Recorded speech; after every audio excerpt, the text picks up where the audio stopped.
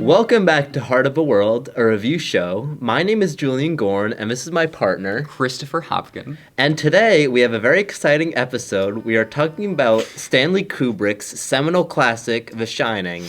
Would you like to introduce the film, Christopher? You sound like you're advertising a Kickstarter campaign. The little ukulele. Yes, Stan Kubrick, very seminal American director. We'll be fully transparent. This show we're starting out. We're making it, trying to make it, very accessible. And I think Stanley Kubrick is a great director for getting people into seeing some more artsy films. This, of course, is one of his most famous.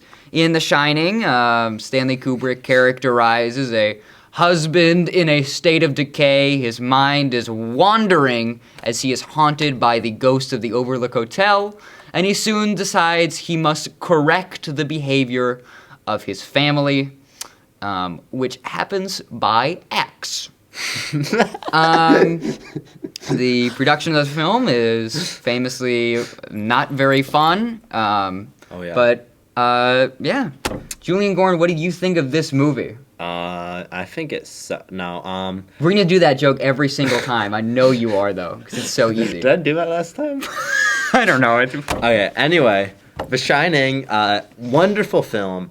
The Shining is a sort of this almost descent through hell as you're trapped with this family that slowly descends as this husband and father, Jack, sort of goes insane.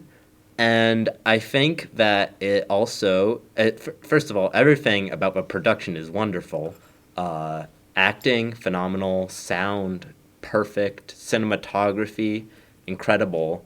And I think that this wonderful film has a lot of interpretations and meaning that can be derived from it, and I think the main one is about abuse. Indubitably. We should say that we are going to be spoiling the film. It is masterfully crafted. It is very interesting. We would recommend watching it. You can get it for free on the Internet Archive, and I think that's legal. But you can get it for free there. So watch it before you watch this discussion. But otherwise, I think we will continue talking about the film. Also, a quick trigger warning for abuse and I think people could figure that out about a guy also with about a big genocide, axe. because we will be talking about genocide. Oh, well, we'll be talking about that, sure. Yeah. Because we're sickos. But yeah, The Shining, great film. Jack Nicklaus, really amazing. I mean, the real thing that stands out every time you see it is the very, I mentioned it before, but very intentional and I don't want to call it masterful crafting, right? Everything is very exact, down to a science of how Kubrick runs with the camera, what he's looking at, how these people are acting, and it's very clear. You see that within the production of the film. He notoriously took probably 80 to 100 takes of most shots, which was quite the strain upon his actors, who did not like working on the film very much. Especially Shelley Duvall. Indubitably. We do have to mention that Shelley Duvall was famously mistreated upon the set. A lot of, I don't know what you would like to call it, but, workplace abuse. It was very difficult filming for her. Right. But yeah, so I don't know, where do you want to start? It's kind of a big thing. Where do you want to start? It is a beast of a film. You want to start at the beginning? Yeah. You wouldn't believe it, but it starts on a crane shot.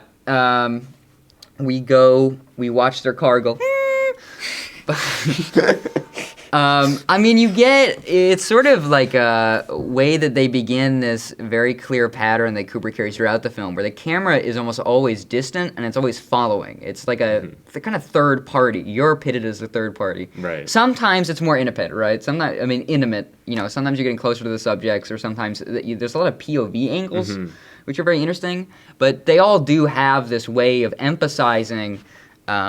This whole thing takes place at the Overlook Hotel, who's kind of technically the main antagonist of the film.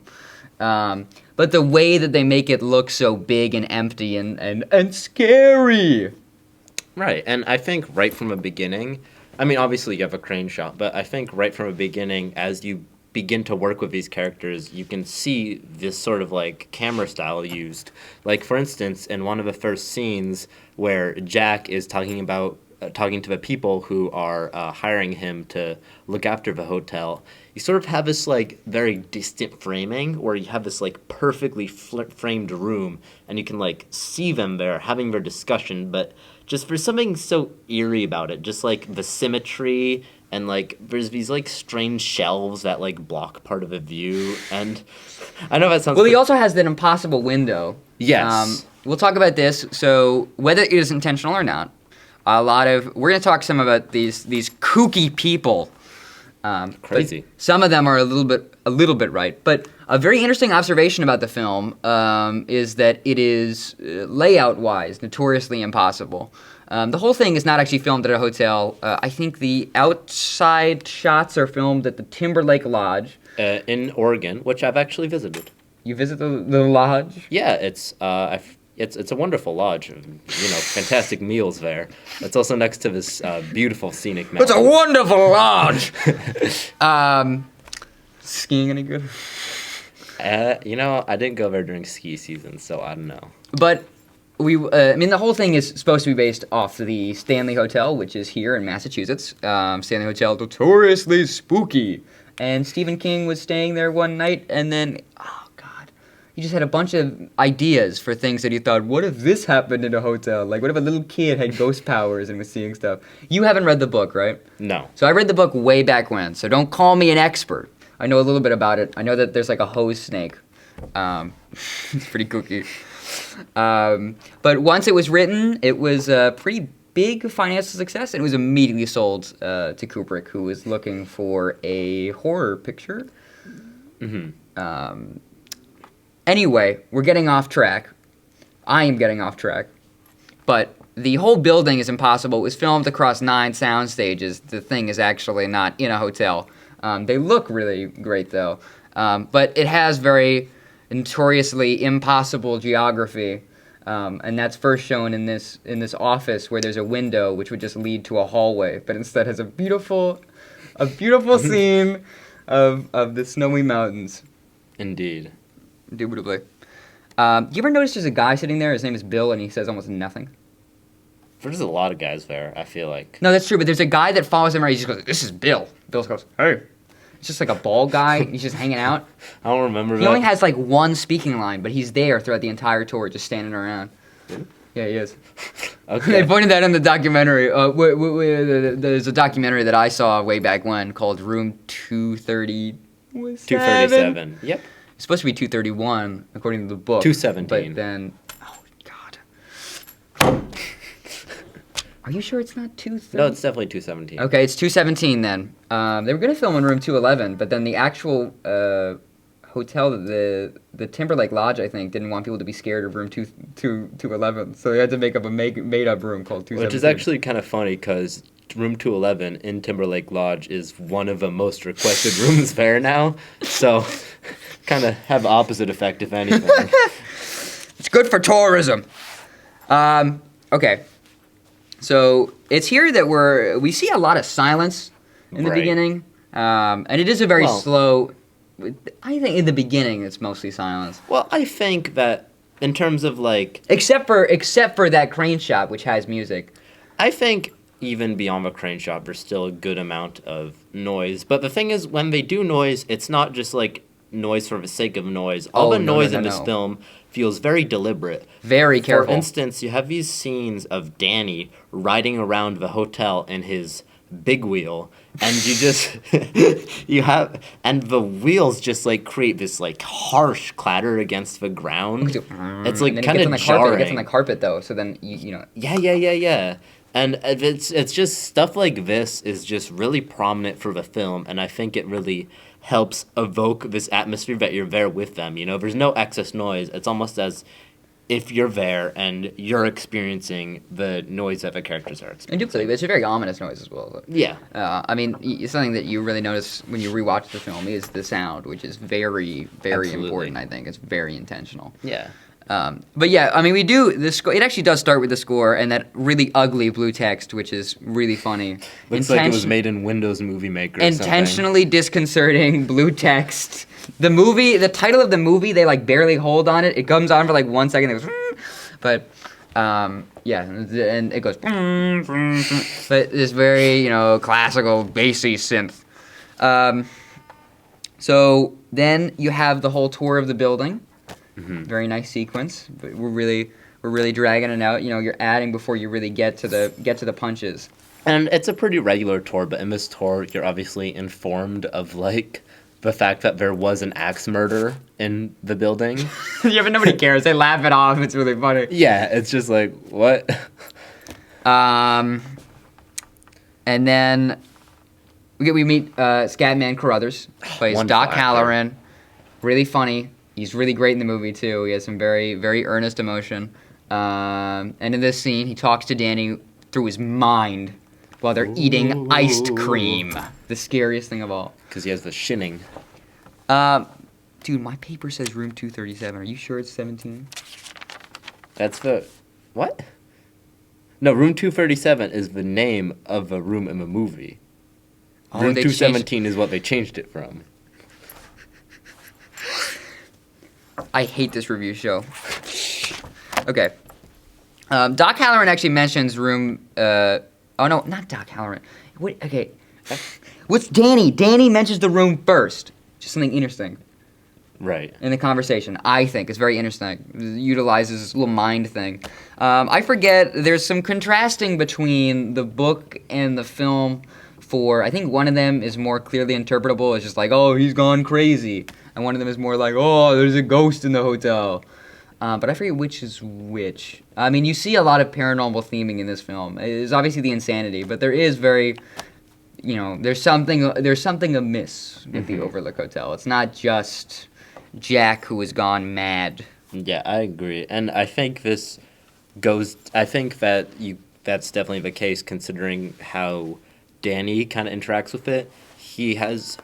Considering he has The Shining, and certain places, if you have The Shining, can leave imprints of their past that normal people couldn't see, or visions into the future.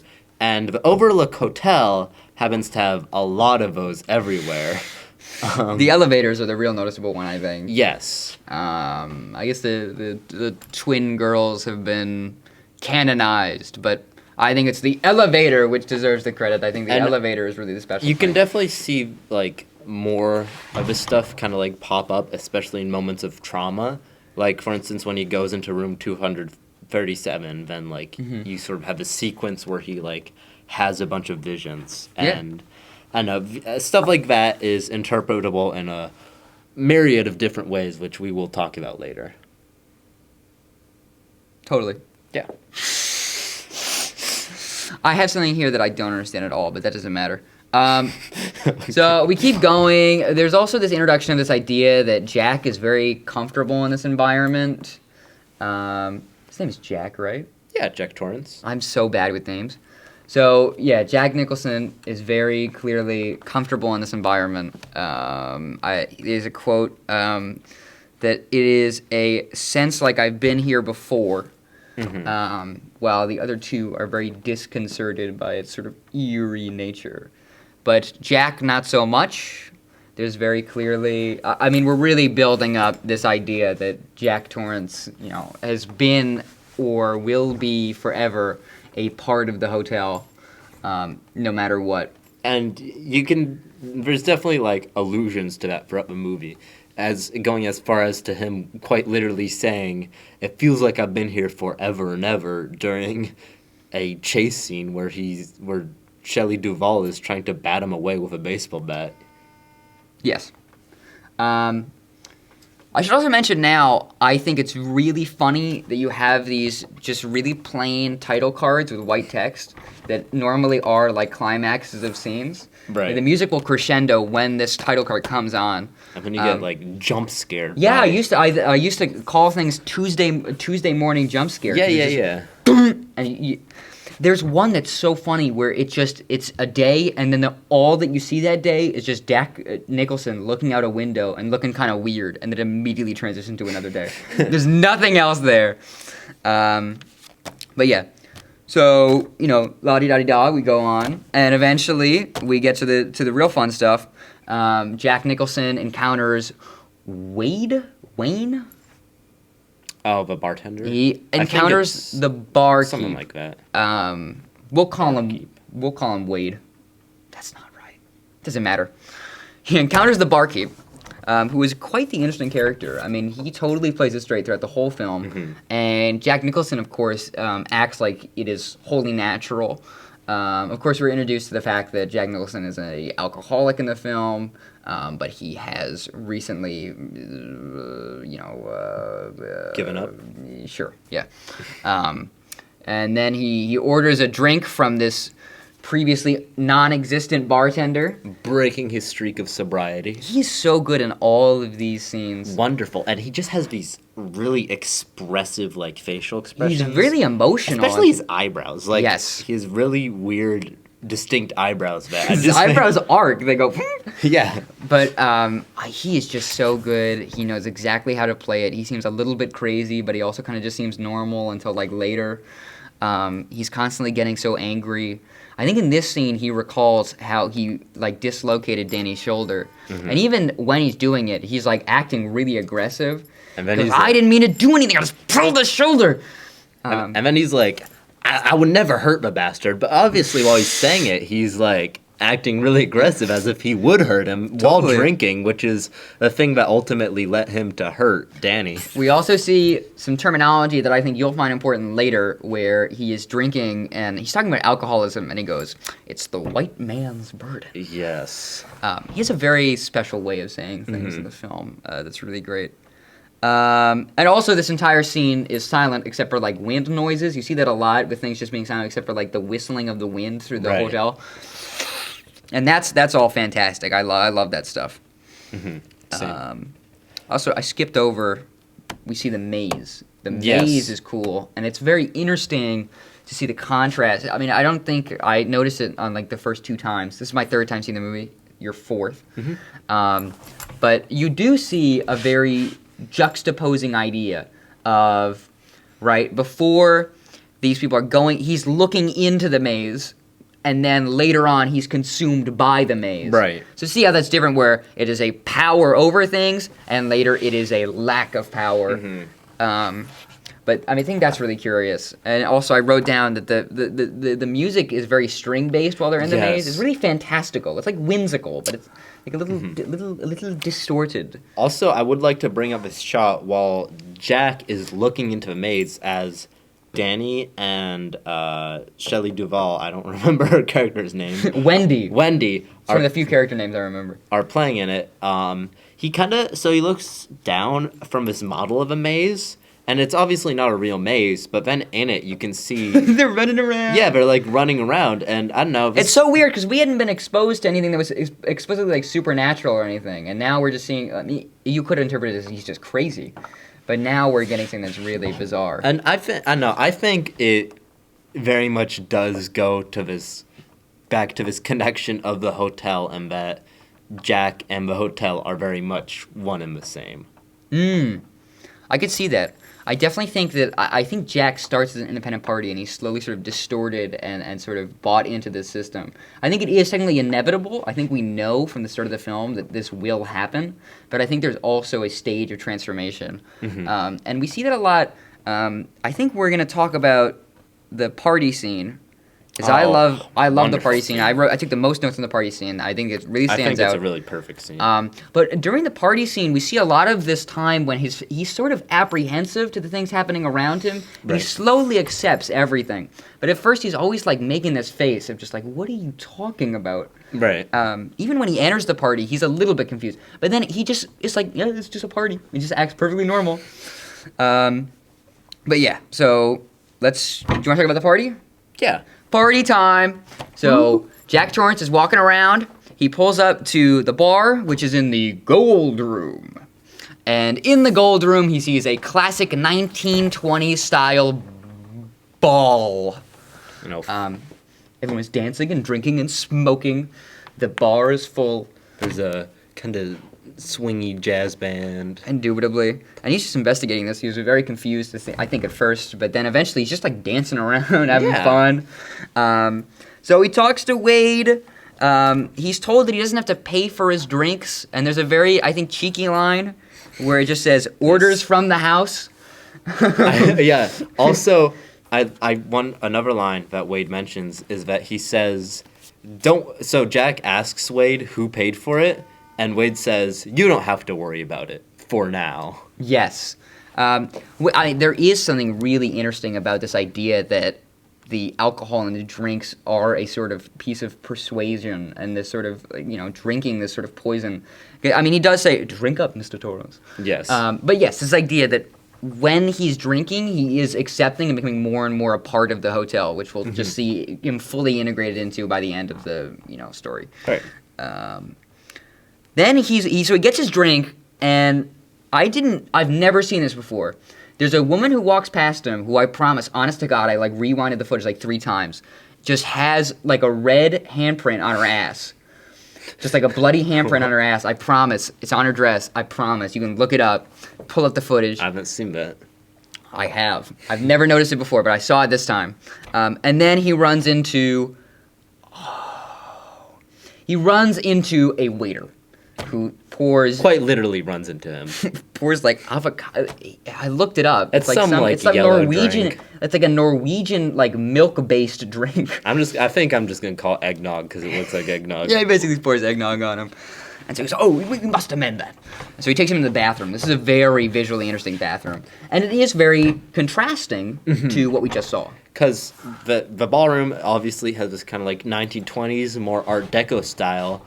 I mean, not the bathroom, the ballroom. But then once you get into a bathroom, there's like this harsh, like brightly lit kind of like... It's all red. Fluorescent orange and It's kind of red. new wave. Yeah, with like lots of mirrors and like glass everywhere. It feels kind of like 50s or 60s-ish. Yeah. It's very different and separate than the gold ballroom. So suddenly, Lloyd?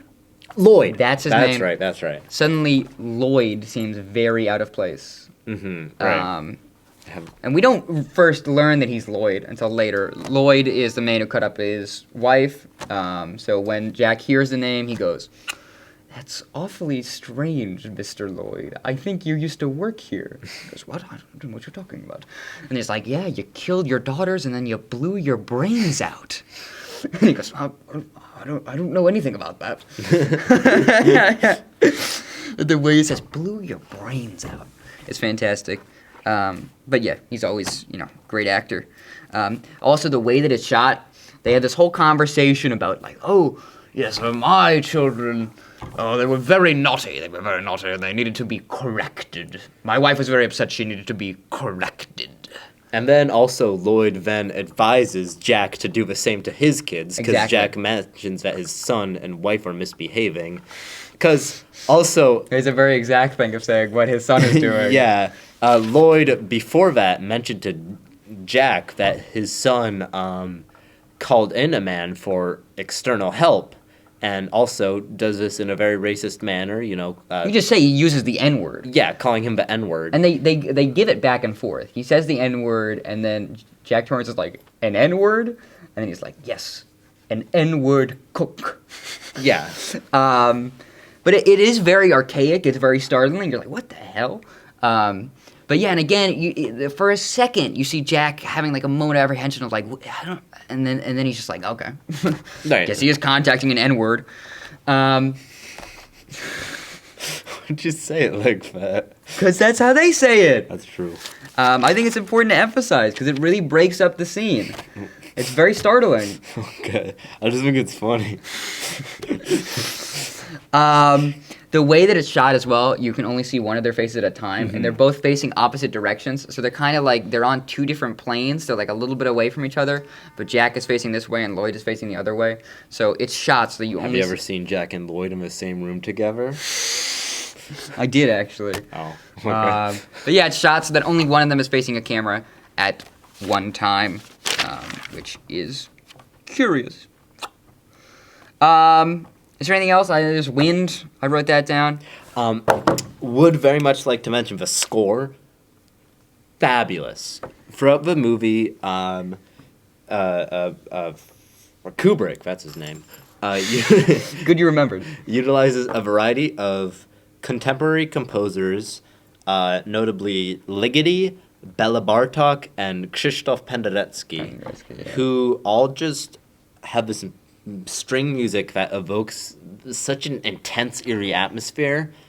And a lot of the time there's kind of these, like, musical motifs that go with certain scenes. Like, for instance, I think that whenever there was the elevator blood scene, I'm pretty sure Kubrick played this, like, one sample of a Bela Bartok piece.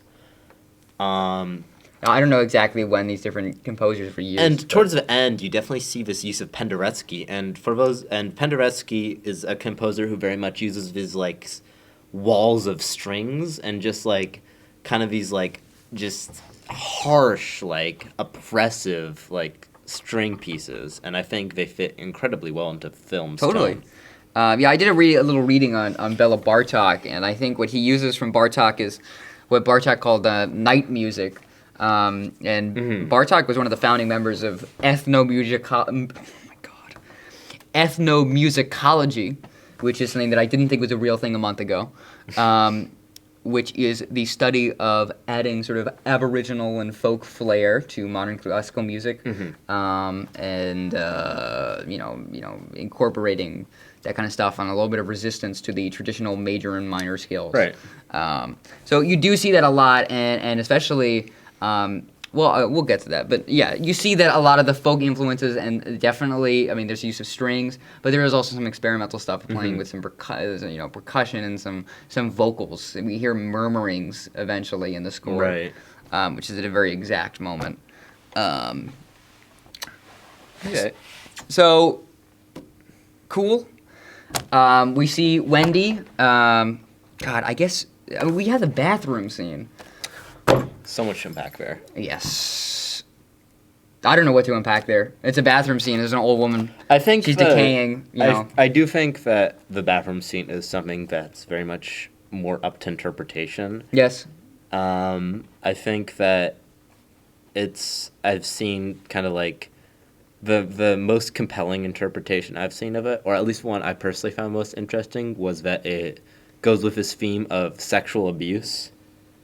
But that might be reaching a little, so I don't know. But I just took it as a sort of romantic extension of the Overlook Hotel, right? This erotic woman, and then turns out she's decaying and old and decrepit. Just sort of this thing that draws Jack in and then taken in, corrupts him. And we see a lot of these ghosts of the Overlook Hotel. Oh yeah. I think some of them are like based off the books. The book had a lot of kind of like ghost stuff. But that was mostly like hedges moving and like a fire hose goes. Woo! There were some of ghosts. Yeah, but we see. I think it's much more literal in this, and I think it's much better in this. Wendy is not so happy about Jack anymore, and she is planning to leave because Danny has been strangled by somebody. Or something. Ooh. Okay, so stupid. She goes to talk to him at his typewriter. Don't talk to me while I'm typing. Hear that? It's when I'm working. It's a great line. When I'm typing. And then we get the scene on the stairs with the baseball bat. Right. Which is an amazing scene. A lot of escalation. Wonderfully choreographed. Music. Jack Nicholson is great. Shelley Duvall is doing a great job. I mean, she mentioned that she felt like her role and how hard she worked for it is not often admonished by a lot of critics, which I think is true. I think she does a great job. I mean, the other thing is just that, like, subject material-wise, I think Jack has more to work with, because Wendy is a very kind of straight character, right? Very rational, whereas Jack Nicholson has a lot of room to play in painting insanity, right? That's a great challenge of actors, to paint insanity. But that is definitely the way to do it, on the stairs. Crazy. With a baseball bat. I don't want to hurt you. I just want to... What does he say? Knock your brains out? Something like that. But then she knocks him down the stairs. Whatever. So we go later in the movie. I'm not going to recap all of it. I'm just going to say other things that I thought were interesting. The red rum scene is good. Red rum. So stupid.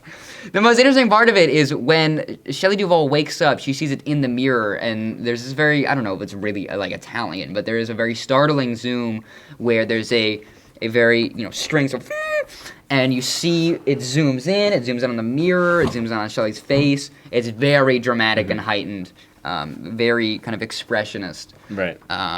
For murder. So silly. I think that one is directly from the book. Yeah. Anyway, so then we get to the awesome climax of the Dick Halloran storyline. Yes, I love Dick Halloran. Dick Halloran has spent 20 minutes of mostly boring stuff trying to get to The Shining. Intentionally boring. At least I think so. I don't know. Do you think it's interesting? What, that he...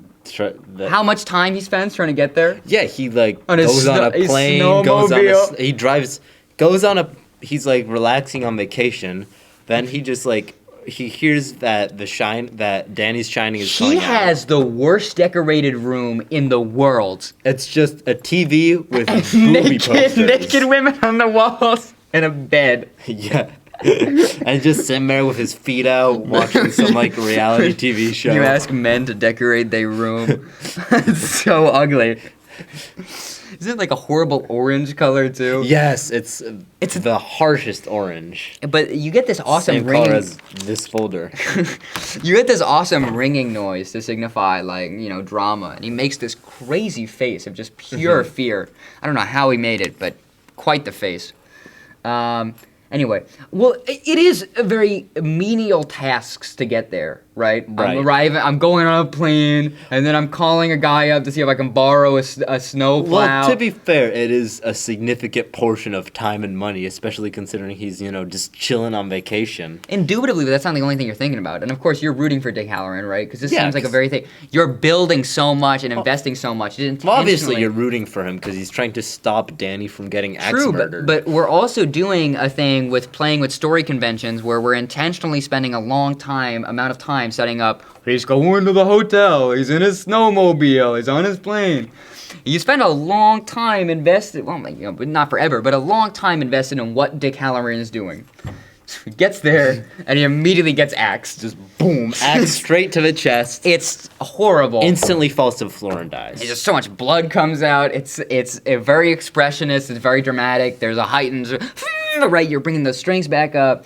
And when Dick Halloran gets axed, there's this great shot where it's just the hallway. Of course, the whole thing has been panning down the hallway. A lot of POV, then some behind him. And you're going, no, look out, Dick. Because you know that he's going to get axed. But even then... when he does, there is a shot that's just kind of a really zoomed in on the hallway, and you just slowly see Jack's head come up, and he's really making this messed up, twisted face, and then you hear some vocals move into the song, this messed up kind of folk chorus. It's really eerie, but it just does wonders for the film. And then he's chasing around Danny. And we go outside. We have some fun outside. Yay! Playing in the snow.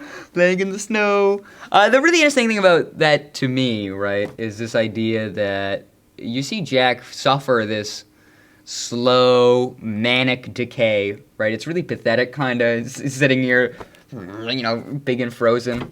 Versus this kind of promised immortality by the hotel, this sort of grandeur. And I also do want to especially mention the shot where after Jack, gets lost in the maze and starts to freeze to death, you just see this shot of the next morning where he's just like this frozen corpse, and it just Cartoonishly frozen. Yeah, and it's just like so instant and shocking. It just like wipes you off your toes. While this is happening, also we should mention there's a great just sequence of Shelley Duvall just running around and seeing spooky things in the hotel, which are all just great. Different things. That's when you see the dog giving head. That's when you see the skeleton party just hanging out with like wigs and stuff on. Don't you see Lloyd, but his head is like messed up. There's like blood coming out of his head. Yeah, I think so. You see a lot of just wonderful stuff in that. Mm-hmm. Okay. Well, we gotta end the movie with the final shot of the July 4th ball. Yes. Panning down the hallway, see him in the picture. Very, very classical. Mm-hmm. Not much to add, but it is very interesting. I think that it is specifically, I didn't notice before, but July 4th ball, right? What is it? An American celebration, the American holiday. Mm-hmm. So why don't you talk a little bit about what I know you're itching to say? Okay. So I think that one of the most interesting things to discuss about this film is the numerous number of interpretations, the most plausible of which is this film's themes about the Native American genocide. First of all, the hotel is just plainly built on a Native American burial ground. Like, that's already, like, right out the gate. It's like, what? And in the hotel, there's a lot of Native American imagery. You'll see these, like, just, like, pictures of Native Americans, and just, like, everywhere in the rooms, in the main hall, just, like... There's the peace pipe can of peas. That's right. So silly. And then, what was I saying? There was should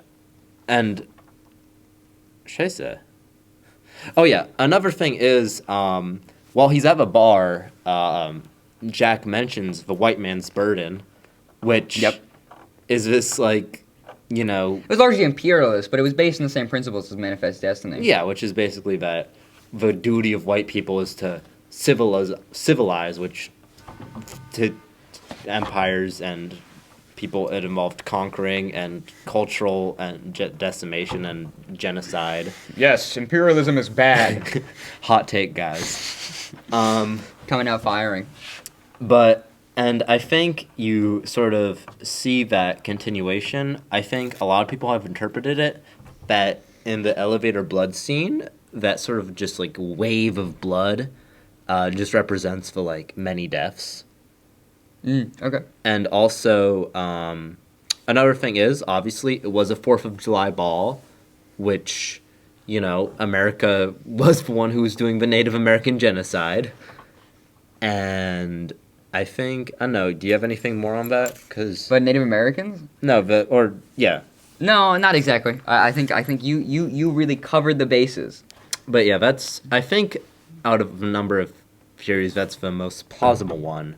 There is also another kind of more subtle idea that a lot of people have, which is that it's about the Holocaust. Kubrick before mentioned he wanted to make a film about the Holocaust, and I think The Shining, a lot of people think that The Shining was his sort of like subtle way of doing so. Throughout the film, you sort of hear a lot of Bartók and Penderecki. Bartók is a Hungarian notoriously anti-Nazi composer, and I think some of the pieces used were even like made as like anti-fascist pieces. And Penderecki was also a Pole who personally witnessed the Holocaust, and in fact, there's a piece there called I forget what it's called, but it was made like as a Holocaust remembrance piece, and it's played during like multiple sections of a movie, and it was also played in Auschwitz, I believe. Also, there's the kind of this might be a bit of a stretch, but there's very much this kind of repetition of the number 42, which is 42 is sort of like this like almost dog whistle for the Holocaust. It was referenced 1942, which was supposed to be this great plan, well, terrible plan, I should say, to, commit the Holocaust. And obviously, you still have the stuff with the elevator of blood, that I feel like that can very much be used in any interpretation of genocide. Clearly, yes. And there might have been one more thing, but I'm not sure if I quite remember it. Well, then you have the moon people. That's right. The moon people who believe that Stanley Kubrick faked the moon landing, which is true. And you can tell because Danny has an Apollo 11 sweater. That's proof. And the rug pattern switches. Yes. So clearly, he felt so bad about faking the moon landing, he had to put it in his movie, which was made about how bad he felt that he faked the moon landing and he couldn't tell anyone. It's true, guys. Sorry to burst your bubble. Wake up, liberals. The moon isn't real. I mean, if I want to talk about my interpretation, I very clearly read the film. I think almost everything in the film is building up to this idea of Jack Torrance is representative of a older way of family and of patriarchy. Mm-hmm. He is of the previous ways of kind of the 50s and 60s, right?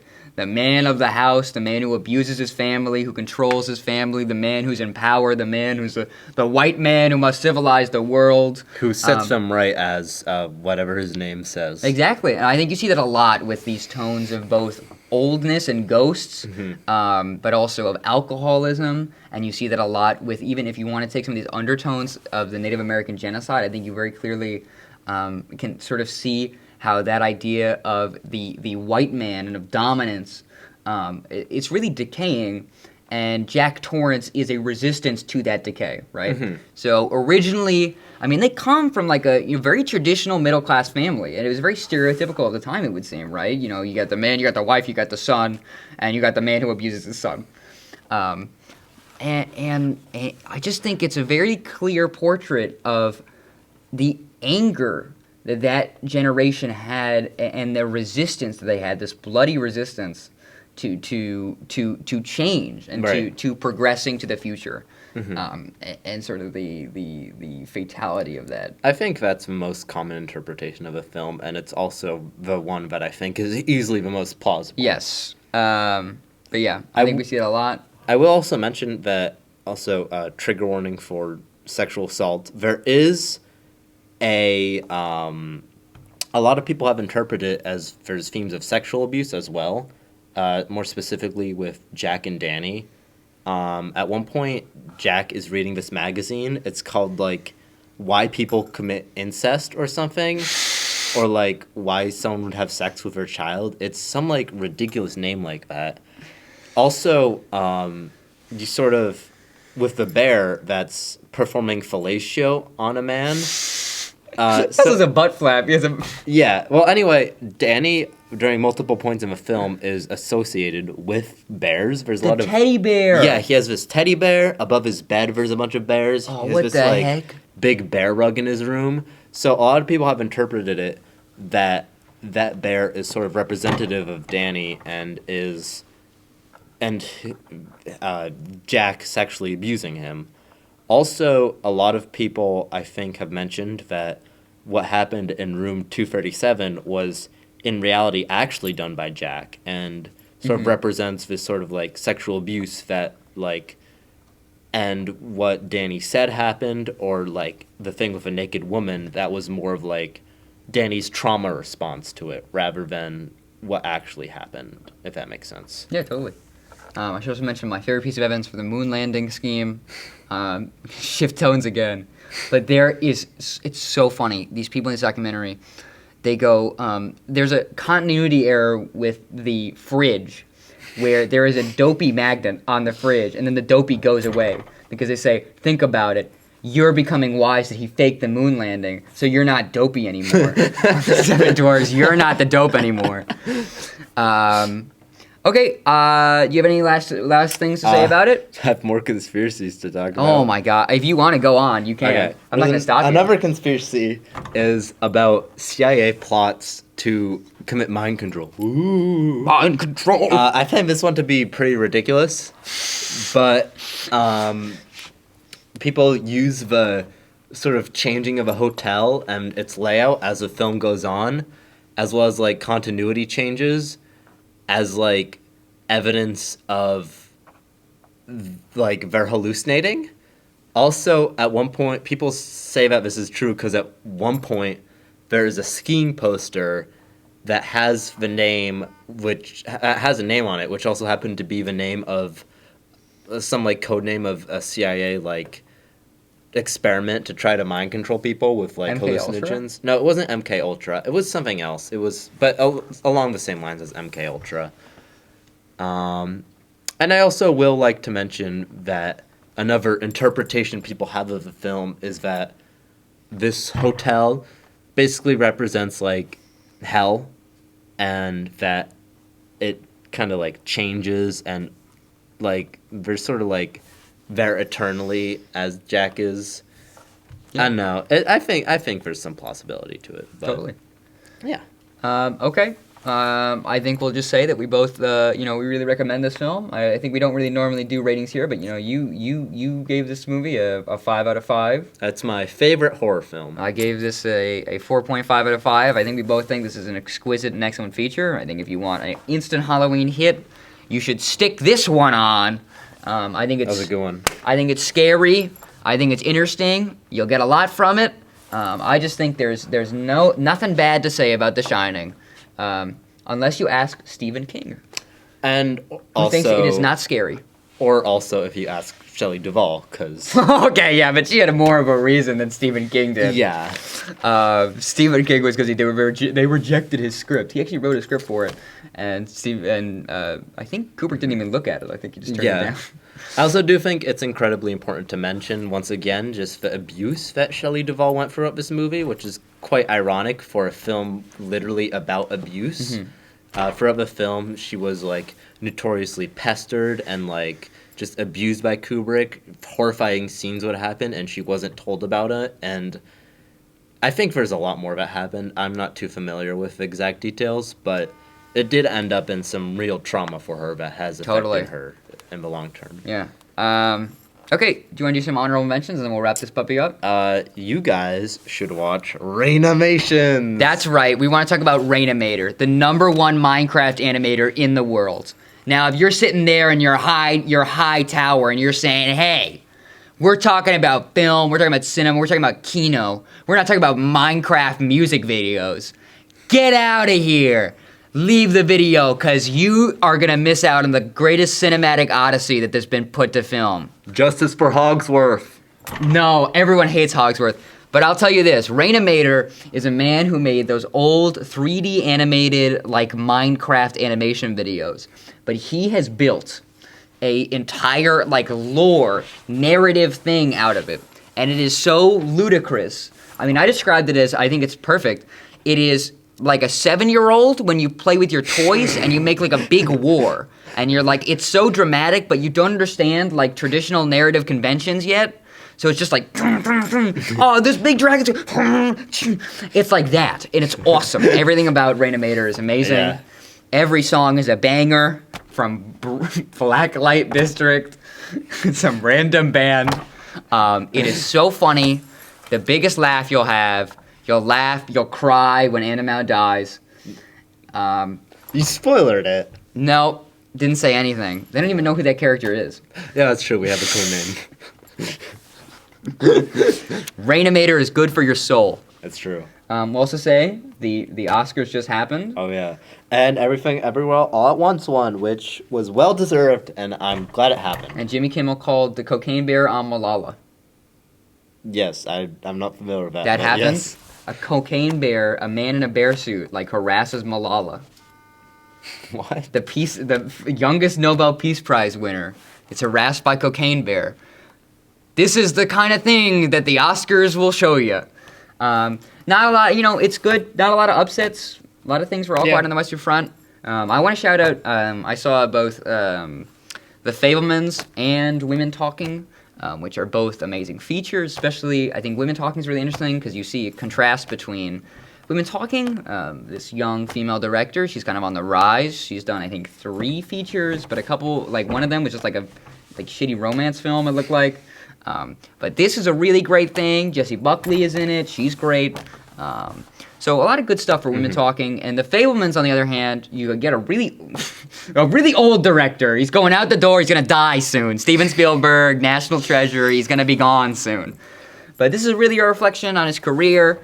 It's cute. You know, I thought I wouldn't like it because I thought it would be really boring. And of course, at points, it is a little bit overly sentimental, but there's nothing more enjoyable. I thought The Fabelmans was going to win, but that shit seemed like I thought so too, but, you know, no award. It's kind of sad because, you know, Steven Spielberg, you don't need no more awards, but he made a really, really great feature. I really recommend you check it out. And Women Talking too.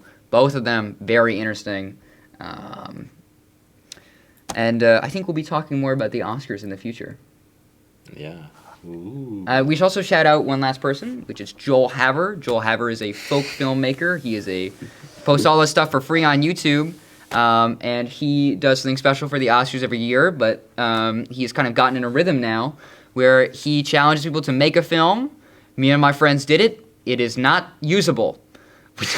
We don't have a usable film, but it was worth the experiment.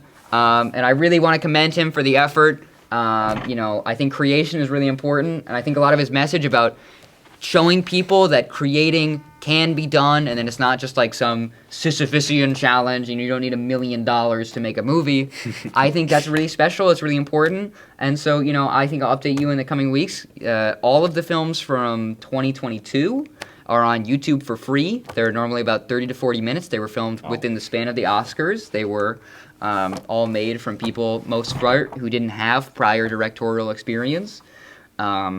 He did a whole awards ceremony to highlight a few of them. So, you know, I really recommend checking them out. I'm going to check out a few of them myself. Maybe I'll have more to report on in the future. The 2023 submission should be coming in soon. But what he's doing is just really fascinating, and I think it's really great. So I think we'll do an episode on him pretty far in the future. But yeah, so do you have any other honorable mentions, or are we done?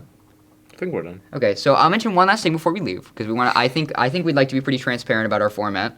The plan here, we're going to be doing some more kind of accessible features. Oh my god. Dude, we forgot to pick a movie. What do you mean? We forgot to pick a movie. We got to say what movie we're watching. Oh. It's okay, though. Whatever. Watch Tar. No! Never again. So, I'm going to be fully transparent for the next 3 to 5 episodes. We're going to be talking about more kind of mainstream directors, people who still, you know, have some artistic kind of, I'm not going to call it integrity, but definitely some artistic impact. Then we're probably going to do 2 or 3 kind of more canon directors, I think, some more canon films when you talk about the art film canon. And then we're going to become a little bit looser. We're going to be doing some stuff that I think people will really like, some really interesting stuff, some directors you might not have heard of. We'll also be doing some different kind of episode structures. We want to do an episode on donkeys at the art house. So we got a lot for you to look forward to. And I think that's all. So thank you very much. We will see you in the next episode. Before we leave, this has been Julian Gorn. I'm Christopher Hopkin, and we'd like to thank our administrators here at Somerville High School, and we'd like to thank Dan here, who is our showrunner, who's been managing the cameras. Indeed. Thank you very much. And, yeah, you all have a nice day. See ya.